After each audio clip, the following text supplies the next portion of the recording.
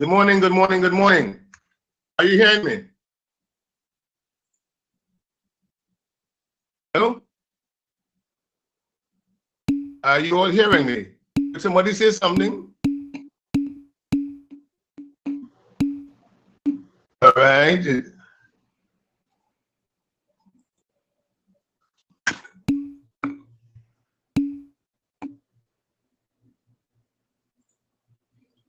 Try your microphones now. Somebody try a microphone. Yes, sir. Okay, beautiful. Good. Let's get ready to rumble. All right. Let me see. We are going to do continue with positivism today. And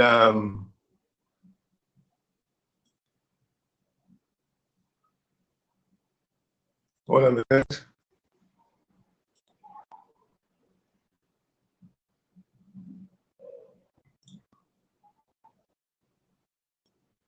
Okay, are you seeing the screen? PowerPoint, are you seeing it? Yes, sir, seeing it. Okay, beautiful, good. So I'm lucky today. All right. There seem to have been a bit of disquiet with regard to So don't forget to record. Oh, okay. Hold on a minute. Let me hold on a minute. All right. Okay. I just seeing the screen, right? Yes, sir. Hello? Right. Yes, sir. So when I had told you all that I want to do coursework plus final assessment, apparently it didn't go down too well, and I like to listen to the students as much as possible. So I'm making an effort to revert to 100% final assessment, right? So, I mean, I won't please everybody, but I might please the majority. I try not to come across as dictatorial, although I could indicate as a director, this is what we want to do. So, in this regard, you might see me as a natural law thinker to some extent, a degree of positivism, my inner conscience, my inner morality. I see a reason, even if it's not motivated by anything divine, although it's linked to that too. So I hope you have been reading and reading voraciously. This is all courses you have to read. But I must say this particular course, you get the different nuances in what I read.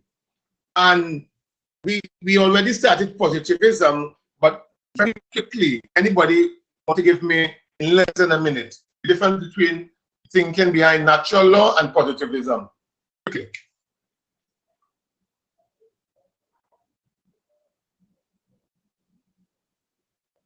Are you all hearing me? Yes, sir. Can you? All right, anybody? Okay, because I've been repeating it for some time now. I'm moving on. I can't see the chat because the screen is being shared. Yeah? Quickly. All right, let me call, let me see, remember some of the names. One from Belize. Are you there?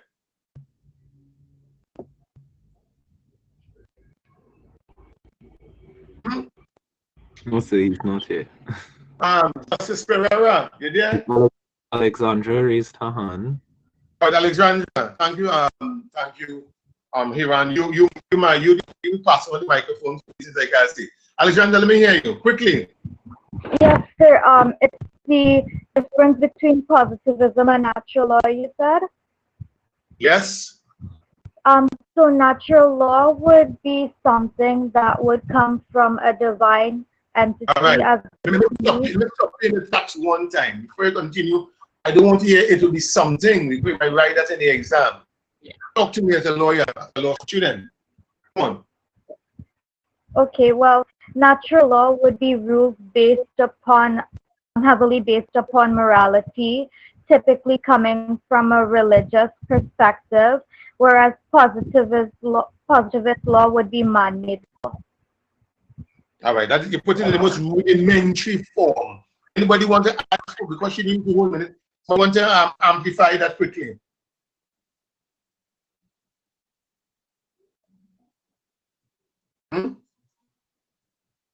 Anybody want to amplify that? Anybody? Yes, we have Melanie Richards. Melanie, let me hear you. Good morning. Natural law theory, the rules and principles of laws are derived from morality and justice, and law is found and not made. Morality and justice, positivism, Melanie, is also justice is something which comes out of law as a consequence of the fair application of the rule of law and so on. So describing it and so on, that comes out of it. So I take it about morality and so on. And what is it what is that derived from? Sorry, what that? What is it derived from, this morality? Derived from the divine. Right? Is that the only approach? No. What else? Well, Anybody else? Help Melanie. Derived from Yes, sir. divine. Hello. Yeah, who's it? Yeah, this is Vishal Prasad. Vishal, Prasad Supermarket. Yeah, let me hear you. Yeah. Natural law theory seeks to explain law which is based on the divine and also human reason. So Human reason. We have the divine intervention and human reason. Positivism quickly. So positivism also sees natural law theory as nothing more than a private opinion in disguise. So positivism looks at the law based on empiricism, scientific data. Yeah, I want to push yes. Good, beautiful. Thank you, Prasad. Let's continue now. And Melanie and Prasad, Melanie, and somebody else spoke.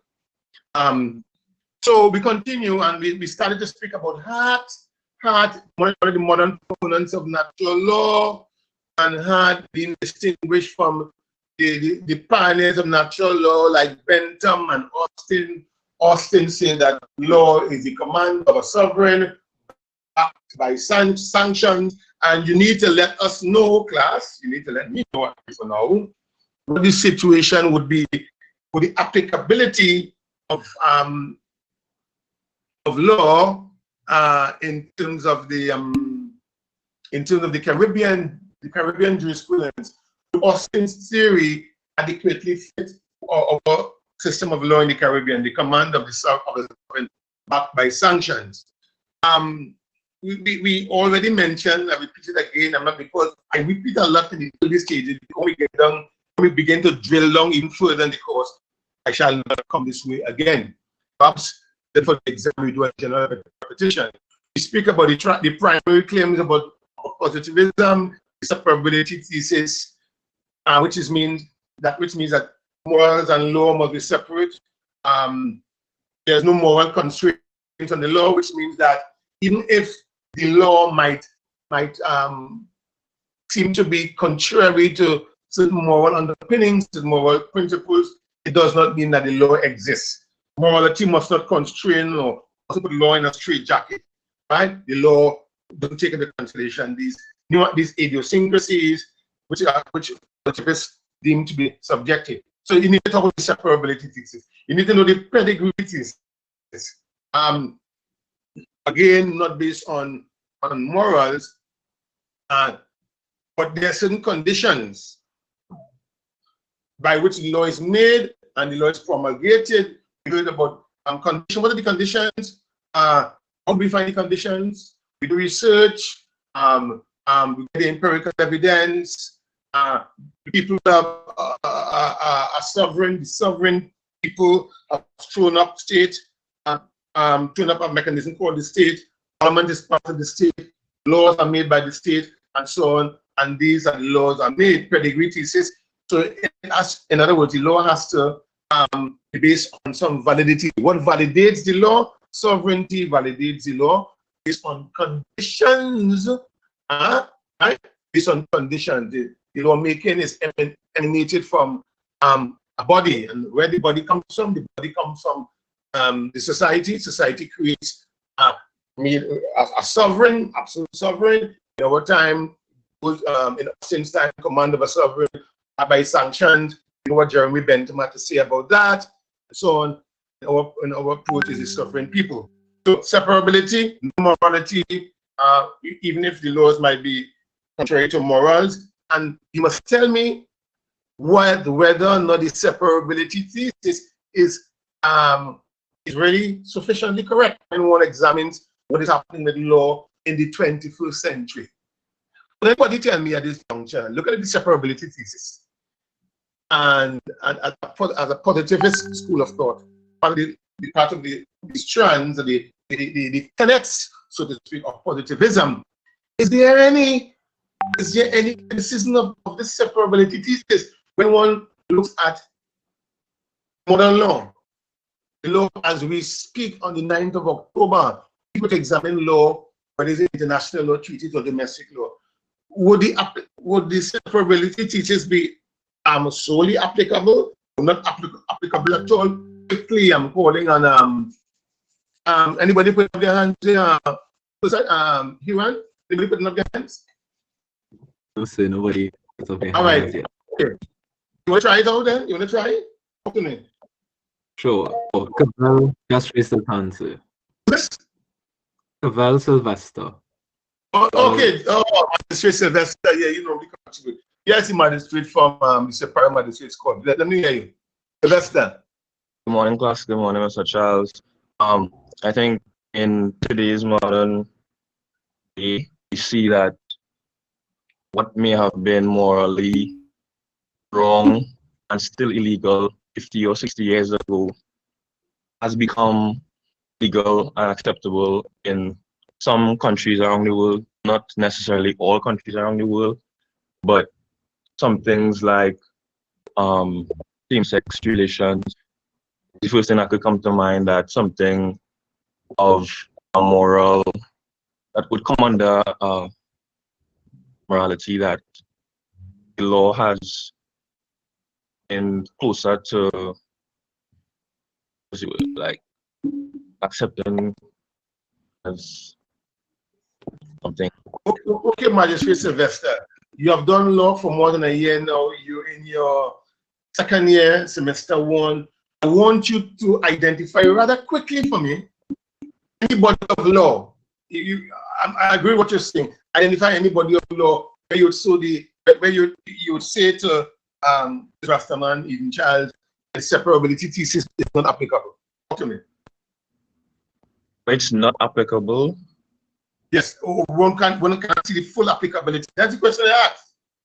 When one looks at modern law, and it's one of the theses, whether it's the pedigree or the separability, is the separability thesis, which describes positivist school of law. When one looks at any particular legal instrument, could we indicate that the separability thesis is applicable? This is solely or partially, if not at all. Anybody? You understand the question, Sylvester? Not quite. Anybody? Is it the, hi, this is Melanie. Is it the Constitution and inalienable rights? Yeah, okay. You link on something there. Section 4, the legal constitution. There are applicable provisions in other constitutions, but explanation now. Talk to me. The fact that there is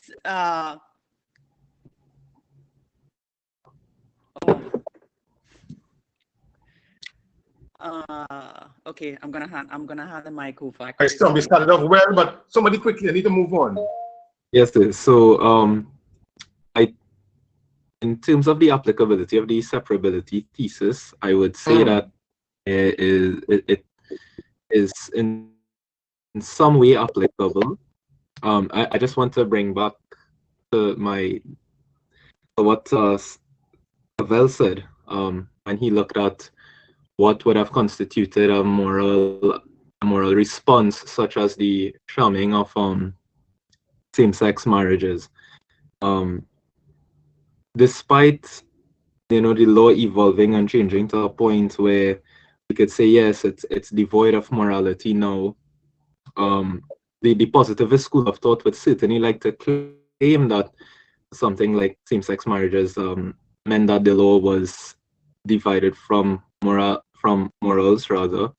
But if we were to look at the basic rights, which could in fact have a moral base, which do in fact have a moral base, then it would be difficult to say that, because we're saying that people have a right to be married, and that Okay, right good. is Iran, but when you're speaking, and Sylvester, I'm going to borrow from what Melanie had to say. You all are describing it, but Melanie was stumped. She said the right thing because he said, I want a body of law. The Constitution is a body of law, the Bill of Rights. So you need to identify an authority, right? Constitution, human rights treaty, and so on and so forth. So we move on. So the pedigree thesis and so on, there has to be the conditions for the law to be promulgated by whom? And in our society, you'd find the Parliament makes law, and promulgation is by the head of state. The Austin says that it must be promulgated by sovereign who's habitually obeyed, who obeys no one else, meaning obeys no one else, meaning that he doesn't have to say, hey, am I following the rule of the divine? No, right? So for Austin, sovereign, full powers making law. Why he has full powers? He's habitually obeyed. People showing him up. In our case, Parliament has been shown up. Before the rules of Parliament, we empower Prime Minister, in some cases the President and Cabinet, and the legislature. The Cabinet proposes laws, the legislature makes laws, and that sort of thing. And there are sanctions if the laws are not followed. Even if we look at, for example, the public health regulations, we look at what's happening. People are being charged for breaking the COVID-19 regulations, and not only Trinidad and Tobago, but in different parts of the world. Because they're expected to obey what the sovereign has proclaimed as law. The sovereign here meaning the Parliament, and through the people clothing Parliament with its degree of sovereignty, right? But let's consider who promulgates the law than with the manner of promulgation. For law to be valid, must be procedural and sometimes substantive requirements of the rule of recognition. But when you look closely at the rule of recognition, right? The procedural, in other words, did it go through the lawmaking channels?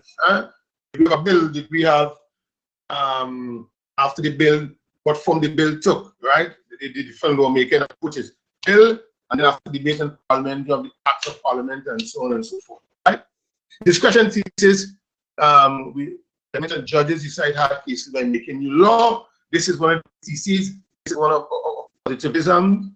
You need to look at your common law. You need to look at your case law to see whether it is true that in difficult cases the judges make new law. Do they engage in judicial discretion, right? And remember, natural law is saying that no, there's no discretion. This is the law, and it must be carried on. When you must ask yourself, when judges are distinguishing cases, whether or not there's an element of discretion there, and when there is no case on point, and in the first class I mentioned a case involving a cricketer, Lyndon Simmons. Is that an example of the discretion thesis being operable by the judiciary? All right, and Hart is a positivist. There's no morality in law, right? But he acknowledges the core of indisputable truth in the doctrines of natural law, right? Hart is a positivist. He doesn't believe that there is any room for morals in law, but he acknowledges the core of indisputable truth in the doctrines of natural law. He recognizes that there are truths in natural law. But at the same time, he is saying that that's something separate. Those truths in natural law are separable, separated from the actual law. It might deem to be a paradox, right? Right? It might deem to be a paradox. But why does Hart say this? He says it because he rejects any model of law based simply on coercive orders. Right? And who spoke about coercive orders? Who spoke about coercive orders? Anybody? Hello? Talk to me. Anybody raising their hand? No, sir. So, but Hart is saying that, okay, law is separate from morality, but he doesn't reject the core of indisputable truth, a doctrine of natural law, but he says it's not separate from law. It might be contradictory, but for him it's not, because he said that law cannot be based simply on coercive orders. Why? Simply because coercive orders or sanctions, as far as he is concerned, is derivative of the criminal law. The imposition of penalties, the imposition of custodial sentences, right? The imposition of fines, or in some jurisdictions, like in ours, for capital offenses, the death penalty. But how to say in the modern legal system, there are public and there are private powers. Right? Wills, contracts, marriage, jurisdiction. In private, right? And so he doesn't see sanctions in the same way as what is applicable in criminal law, right? Because this is the private law contract will be between parties, right? The state doesn't get involved in breach of contract to the extent that you go to court to affirm that there's a breach, but the breach is emanating from what the two parties agreed to, and one person not living up to what was offered was accepted or not provided consideration. Whereas in criminal law, it's a public wrong, and when you breach any tenets of the criminal law, it's the state that is coming to you. It's a public wrong. The sanctions of the state, right? The private individual don't determine penalties, right? I also went on to say, law is social, right? It emanates from the society and could only be explained by reference to the actual social practices of a community. Social practices of a community. And how would one know the social practice of a community which has assisted in making law? Right? How would you know the social practices? Huh? Anybody? Help me. Law could only be understood and explained. Yes? By collecting data, by collecting evidence. Who's it? Observation, say that cousin. Right. Yes, by collecting data. Empiricism, collecting data, social practices. Right? Empiricism, you know, what is happening down there? We need to make the law, we need to change the law to recognize what is happening in society. But social practices include morality. Right? But the law is not based on morality, only recognize that social practices include morality. In other words, even if morality does not exist, we have laws. But the social practices include morality, and we know that based on data, as Calvin said. Whereas with natural law, the issue of empiricism didn't exist according to the positivists. How do you come up? How do you know this is the law? Oh, it's based on reason, in logic. It is handed down, come through God, and you can prove it by looking at the scriptures. That's natural law. Positivism said, no, the scriptures, how are you going to prove that? How are you going to say that this is actually written? It came from God, we are not seeing God. I said, this is the difference that exists. For Hart,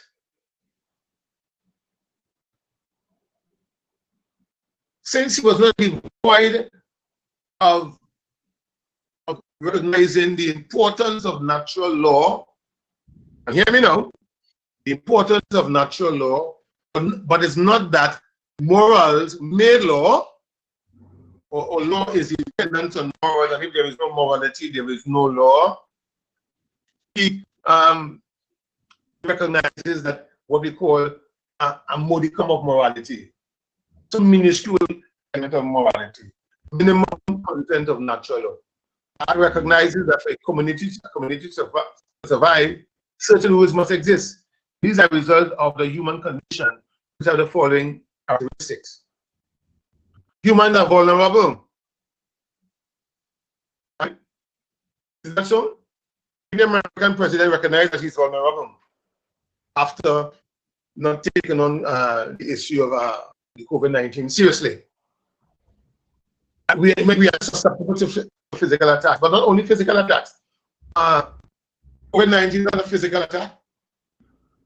That is why the society in our countries, we have public health laws and the regulations are made because it's an invisible enemy that could inflict us for this COVID-19 virus.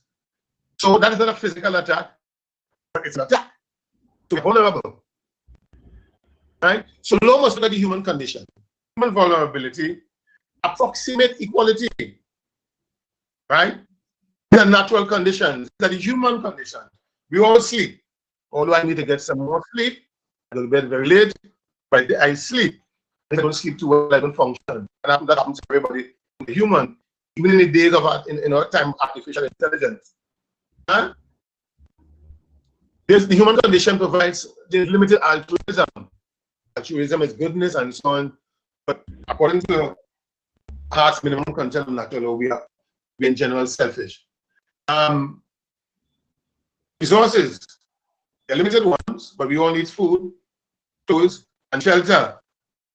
They're limited, right? And the law must provide for whatever limited number might exist. The question of limited understanding and strength of will. Right? You cannot be relied upon to cooperate with our fellow men. You must find out if that is totally true. This positive approach, we cannot be relied upon to cooperate with our fellow men. If we cannot rely, it means that laws must be passed, laws must be promulgated to ensure that we cooperate with our fellow men. Is that true? Or if you look at a strict natural law point of view and you say, no, this issue of altruism, this issue of kindness, this issue of community, it's embedded in us. Right? The people in the rural community might say it's more embedded in the rural community than those in the city because there's a greater openness in the rural community. There is no gated communities, but they have these tall walls and people know each other, they speak to each other. Some people still play in the street and that sort of thing. As opposed to the gated community, the building, 2 buildings down, we not know the person's name. Right? So how do we cooperate? Is it by laws? Or is it by natural inclination? So while we are doing positivism, we realize I am being critical of positivism and also being critical of natural law because we need to find what is the right fit for you understand it to be. Hart, on the other hand, is not saying that the law is the right for morals, as I told you, but that there is a necessary conceptual relationship between the two. Right? He is saying that, notwithstanding the formalistic law, positivism, the no morals, morals do not form part of the law. Morals are sociological necessities because this is what causes us to live. We live by these things. They're not part of the law. We need to sleep, we need to eat, we need to communicate. So he says that as being at a sociological distance, from laws. The question is whether or not, as Melanie was saying, it is true. When we examine the modern laws before us, and you realize that, Melanie and others, in looking at the Constitution, for example, we engage in positivism. Isn't that so? Huh? Are we? Everybody? Come on. Anybody? The class fell asleep on me? So could you repeat the question? You broke up. I didn't hear the question. Could you repeat it? I broke up. Okay. When you look at the Constitution to find out whether it's natural law or positive law, and we engaging in positivism an approach, are we? Is the question understood? Yes, sir. You will answer me then. Is Melanie? Yes, sir. All right, well, talk to me. Yes, we are engaging in positivism because we're using an empirical approach to refer to law, which is the Constitution that actually exists. And what is the empirical approach to get more marks out of 5? So far, you have 2 out of 5. Okay, describe what it is. Huh? We are referring to the law that actually is. And by researching, by observing, and that sort of thing. You're doing all of that to find out whether or not it is positivism, but we're engaging in one of the tools the positivists say you must engage in. Okay, Melanie, very good. All right. Right, good. So move on. And this mouse jumping up like it's like real mouse is jumping up all over the place. Right. Breaking with Austin and Bentham. Remember, we spoke about Plato, we spoke about Aristotle, Thomas Aquinas, and then we talked about Finis and Martin Luther King Jr. And we saw differences between modern natural thinkers and classical natural thinkers. In the same way, we see it with positivism as well. Art sought to build on what Bentham and Austin would have indicated in their understanding in the development of positivism. And as a consequence of that, he's saying, I'm a positivist. Positivism is not utilitarianism as advocated by Bentham. Right? So in the mind, it must be different. It's not utilitarian as advocated by Bentham. Right? It is not the command of the sovereign. Right? Backed by sanctions. It's not a decree of the gunman. Right? It's okay to sovereign beyond the law. In other words, the sovereign is above the law. If it is the command of a sovereign backed by sanctions, we're saying that might be only, if applicable at all, only to criminal law. But hard to say it is not so. So he departs here from Austin. Right? And he says the legislature must comply with the basic lawmaking procedures. Isn't that so? So the lawmaker is not absolute. Those who make law can be a monarch of all the survey, right? Society has thrown up an institution called the state. One of the arms of the state is the legislature. The legislature will make law. And his idea is that the legislature must comply with basic law making procedures. From your understanding of lawmaking, having done constitutional law, what are the basic lawmaking procedures that the legislature must comply with, and where are they found? Anybody, quickly, less than a minute to answer.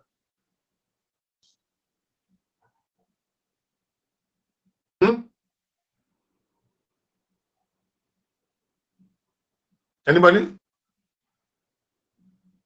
So yeah, can be basic lawmaking procedures. Yeah, what the legislature, for example, must comply with. Are they saying that even the legislature must comply with the basic lawmaking procedures? What are they? And where are they found? Is that true or not? Anybody? We need to move faster, eh? Anybody? Good morning, sir. Williams here. Who's it? Williams. Williams. Yes, let me hear Williams. Yeah. Yes, in terms of lawmaking procedures, we have the Constitution, in which we are all privy to and able to follow, hopefully, what the procedures are, what rights we have, and if any laws rights, no, not we will have rights on a second. Yes. You're right to cite the Constitution as the body of law. What are the procedures, lawmaking procedures? Quickly. So if you issues go to the cabinet for discussions, and when laws are passed, the debates, and then when laws are passed or assented to, then it will be enacted into our laws. All right. So there are procedures for lawmaking. Parliamentary debate, passage by the majority, whether it is a simple Special majority, majorities, etc. Yes.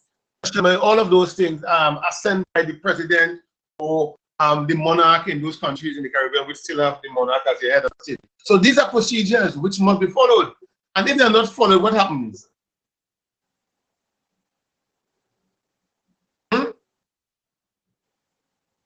If they are not followed, The law could be deemed Law could be doing what? it could be deemed, the law could be deemed unconstitutional.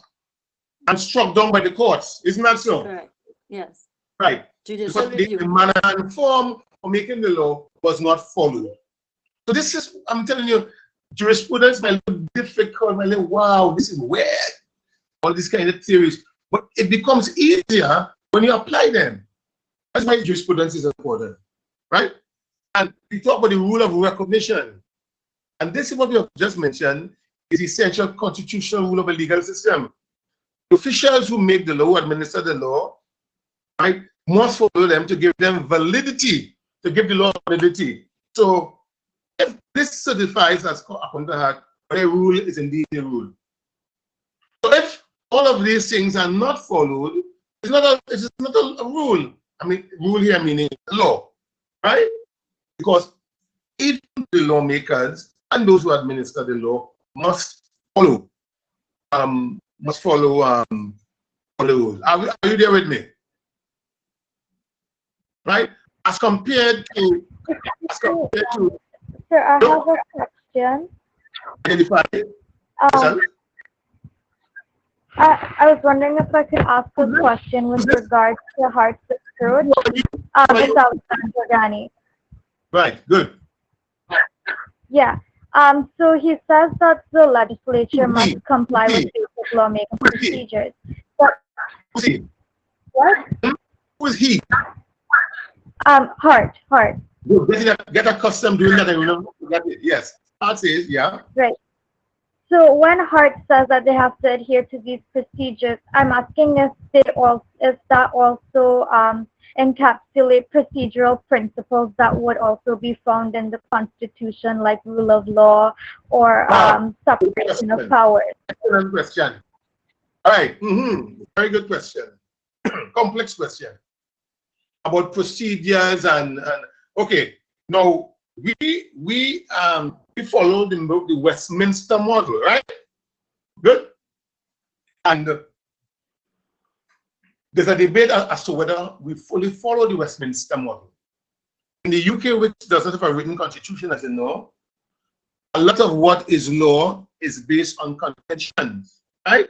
Conventions which are not written, but they are followed. So in the UK sense, using Hart's approach to law, the rule of recognition, those are laws because they are followed, because the legislature must follow them.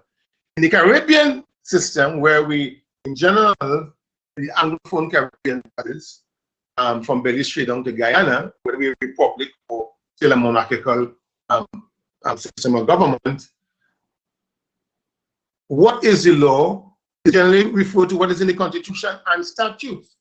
So the question of a number of the conventions of the UK Constitution, the UK Constitution, have found themselves in our constitutions, and they're codified, they're written. But there are those which are not written, and that is why they are not followed.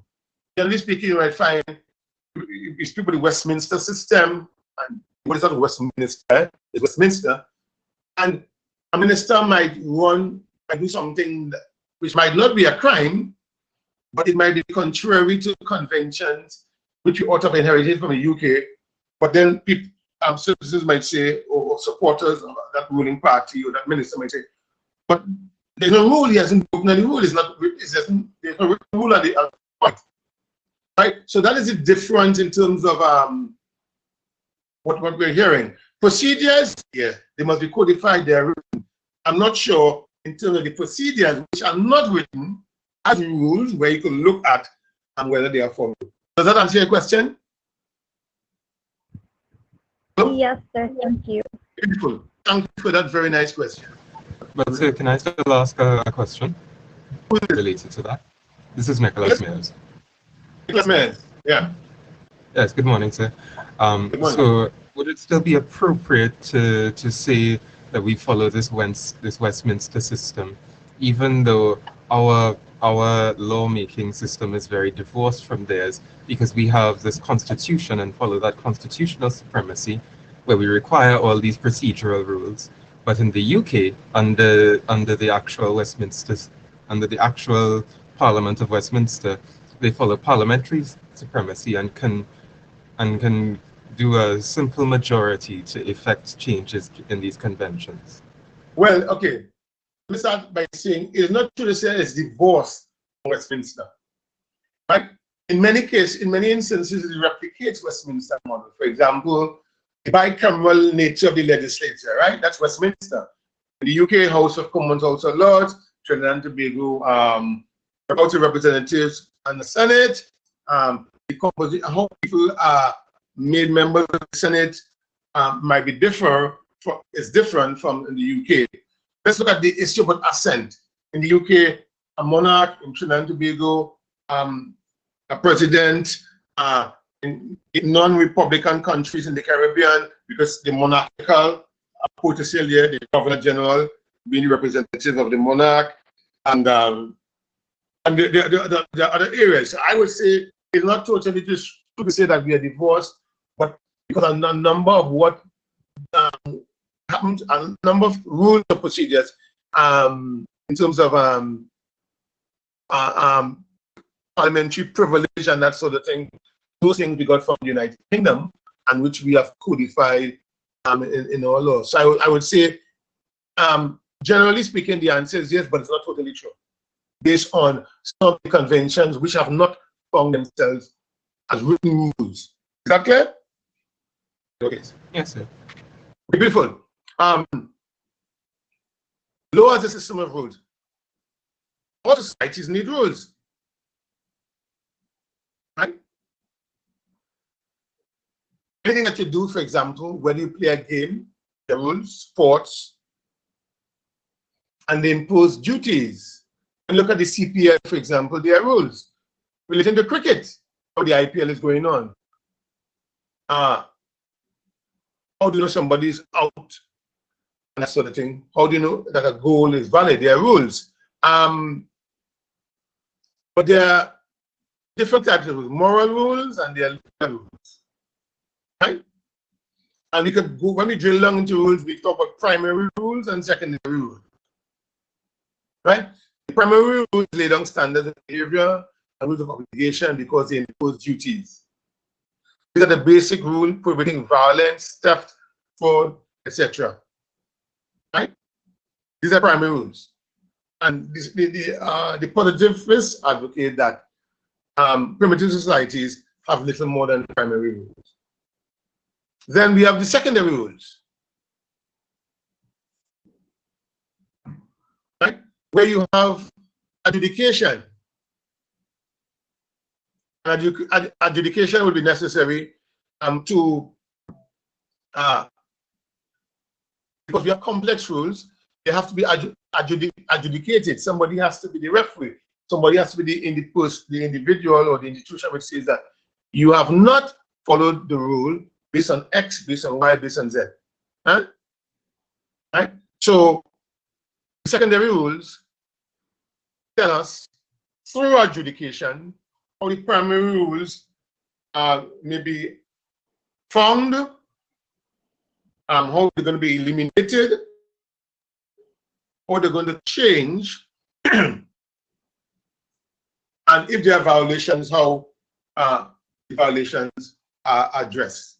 The primary rules, which we still have from modern society, they're not sufficient, right? Because they do not have secondary rules should adjudicate and tell us how the primary rules could be eliminated, could be changed, and what would be a penalty for violation. The positivist, in this case, speaks about 3 kinds of secondary rules, which you need to read: rules of change, rules of adjudication, rules of recognition. Right? Society is evolving, will continue to evolve, and as a consequence of the evolutionary nature of society, the secondary rules and the subcategory of secondary rule, meaning here the rule of change, say that it's necessary. These rules of change are necessary because you need over time to provide for legislative changes for the primary and the secondary rules. Right? Because natural law, the question is, how does natural law change in a complex society? Positivism says there's a formula under the secondary rules. So natural law might be acting only to the primary rules. You must ask yourself if that is true. So we have these rules of change because society is changing. Right? And how do we change it? Parliament, judges also must follow procedures in changing their decisions, right? Issue of binding precedent. And then the issue of rules of adjudication, who adjudicate, to compel the wrongdoer to comply with the law, to pay damages for the breaches of the primary rules, even rules governing sport. You have referees, you have the court of arbitration in sport, and also we have our judicial system. Rules of recognition, right? That deals with the validity of the rules of the legal system. Huh? And that sort of thing. Any questions? Any question?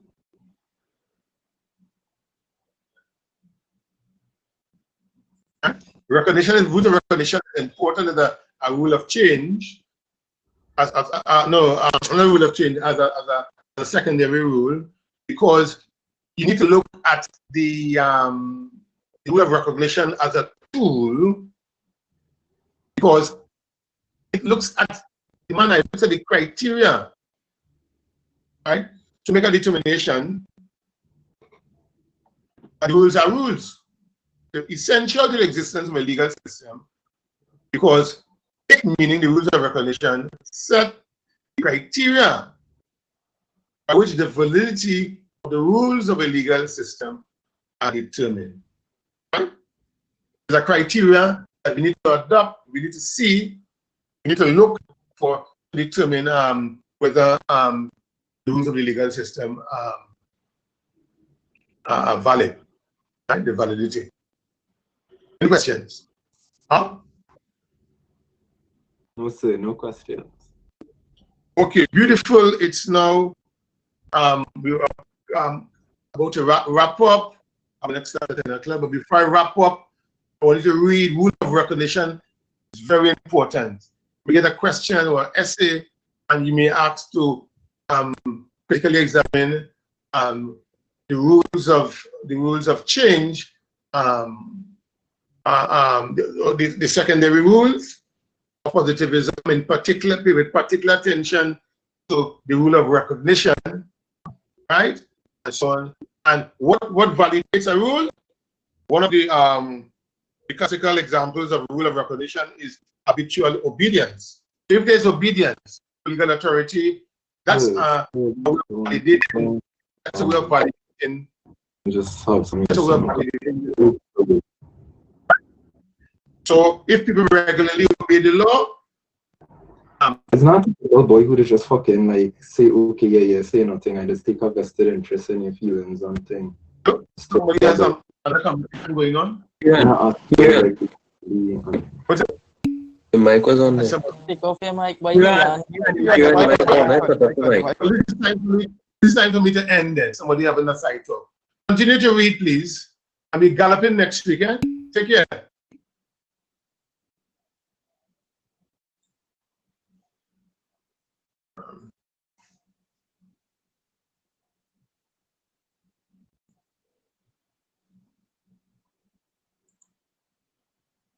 The time is 10 o'clock a.m.